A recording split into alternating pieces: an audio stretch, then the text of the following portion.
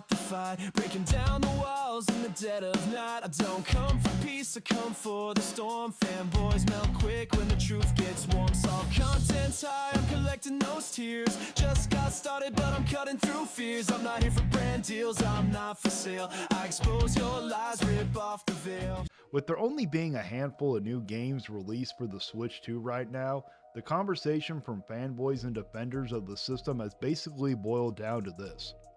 Oh well, you don't need new games right now. The console is backwards compatible with the Switch 1 library.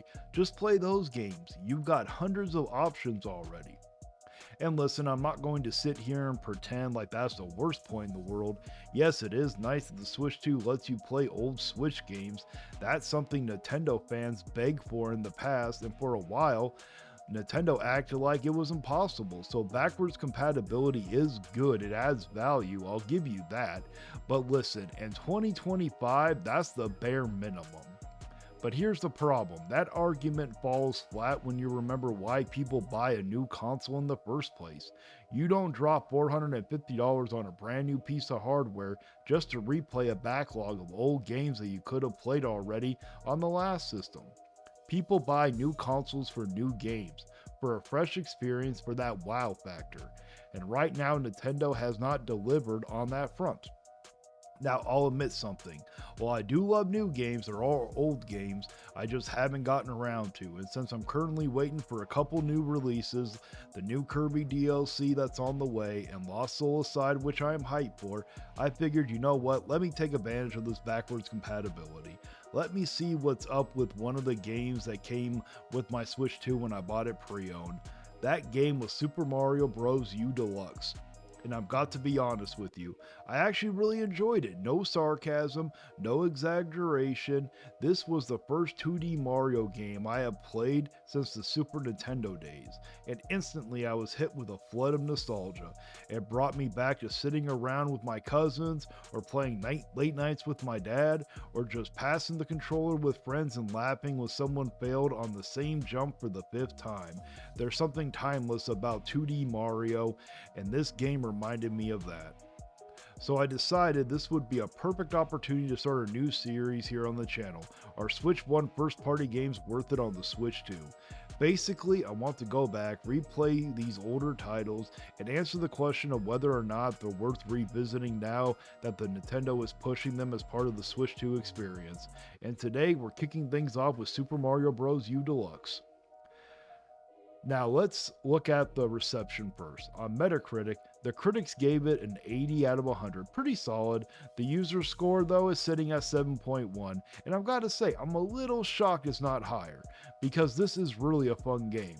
But I also understand where that score is coming from. It's still respectable, but it sends a message. This is not a bad game by any means, but not something people are thrilled to pay full price for. That leads us to the biggest problem with this game, and honestly the biggest problem with Nintendo's entire strategy right now. This game is still being sold at $60 full price.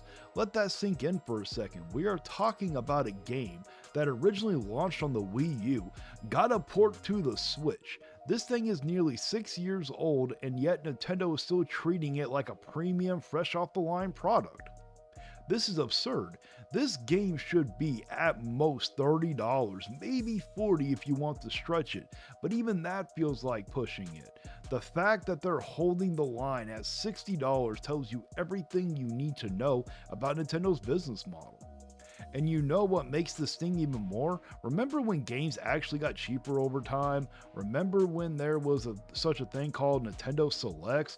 Or even just walking into Walmart, GameStop, or Target and finding older Nintendo titles sitting in the bargain bin for $20 or less? That used to be a normal part of gaming. You waited a couple years, the game dropped in price, and you could pick it up cheap. That was part of the cycle, premium at launch, budget friendly later. Well, guess what? Those days are long gone. Nintendo doesn't do that anymore. There's no budget line, no selects, no reprint at a fair price. And why? Because they don't have to. The cold truth is, the only reason Nintendo games are still looked at $60 years after release is because people keep buying them. If the market rejected it, if fans stood up and said, no, we're not paying $60 for a 6-year-old port, Nintendo would have no choice but to lower the price.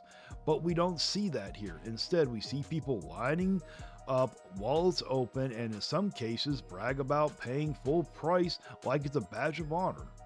And Nintendo knows it. They know they can get away with it because the fan base refuses to hold them accountable. If you're a publisher and you realize you can sell the same game 6 years straight without ever lowering the price, why would you ever discount it? You wouldn't. That's the entire reason we don't see price drops anymore when it comes to Nintendo's first party titles, because the money is still flowing. And here's where it gets even worse. Nintendo has weaponized this model into two very specific tactics. Reason number one, the illusion of a sale. They'll keep a game at $60 forever, and then once or twice a year, they'll generously drop it to $40, and people lose their mind. Oh my god, Mario is on sale, what a steal.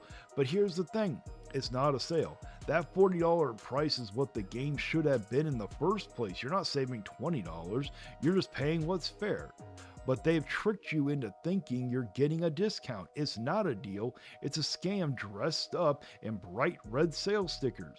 It's a psychological manipulation to make you feel like Nintendo is being fair when in reality, they're just training you to celebrate mediocrity.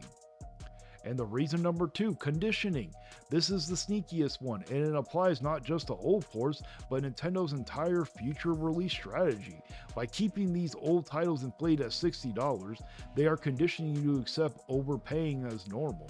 So when they release a Switch 2 edition of some older game, maybe they bump the resolution, maybe add one extra world, maybe toss in a little sprinkle of DLC, suddenly that $60 port becomes an $80 new game.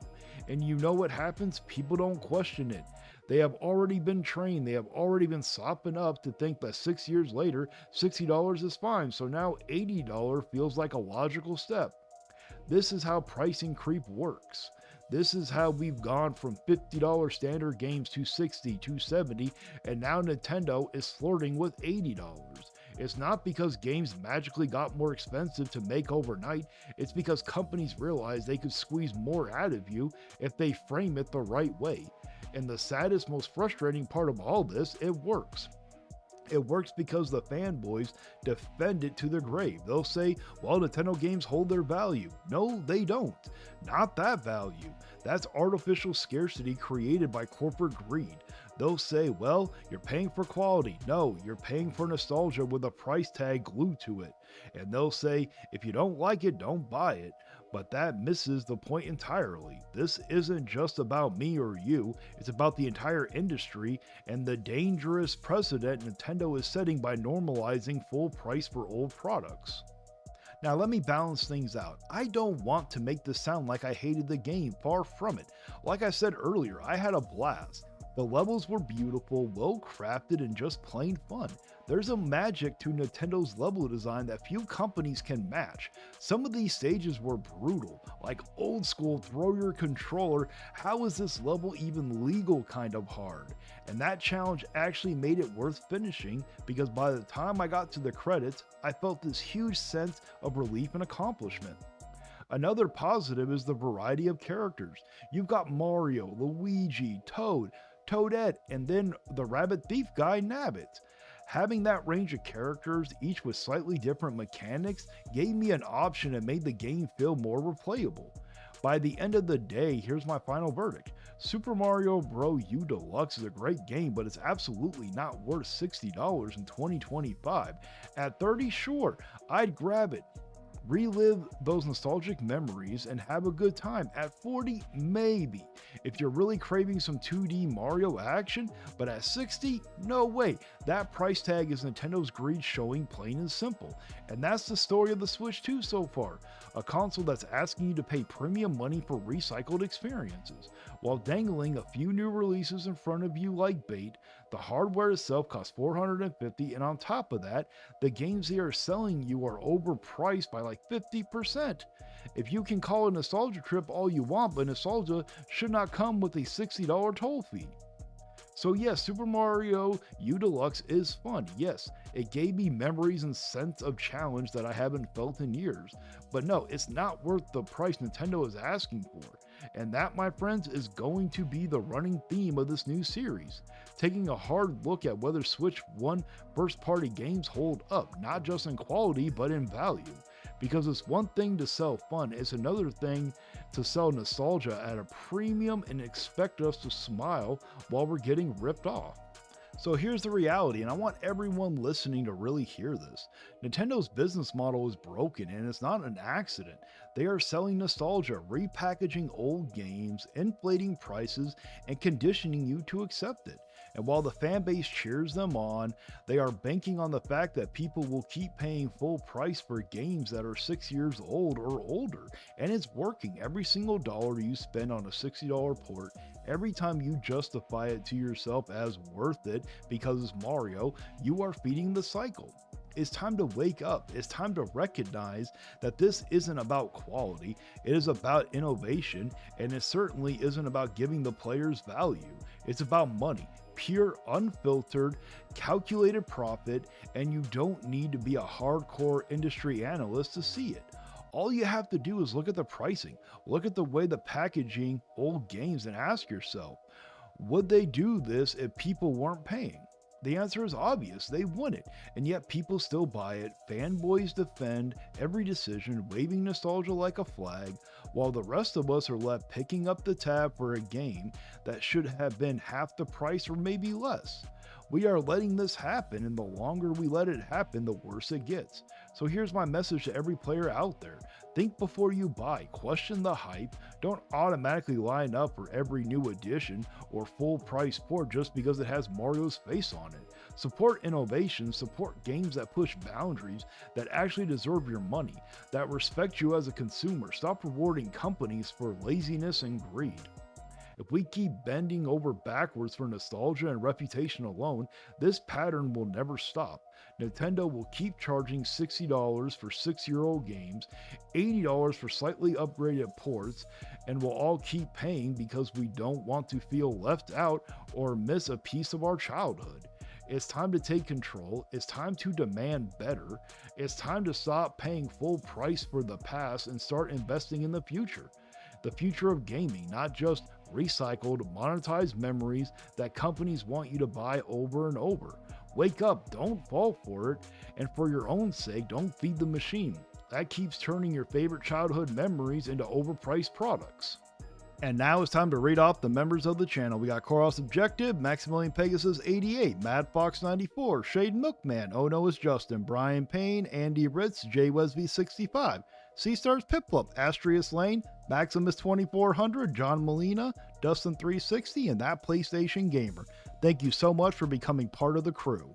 And if you truly enjoyed this video, why not give it a like, share, and subscribe? I'm pushing hard to reach 2,000 subscribers by the end of the year, and I could really use your help to get there. Also, don't forget to check out the merch. I've got t-shirts, hoodies, coffee mugs, and even desk mats. And if you want to go the extra mile supporting the channel, consider becoming a member. It's only $1 a month, and you'll get access to special emotes, badges, and of course, your name shouted out at the end of each video. Once the list gets too long, I'll be rolling those names into a proper credit roll so everyone still gets their recognition. On top of that, you can catch me live every Monday at 5 a.m. Pacific time when I react to the saltiest fanboys around. And until next time, guys, stay vigilant. You can cry in the comments, but you won't survive. Like and subscribe if you feel that vibe. We're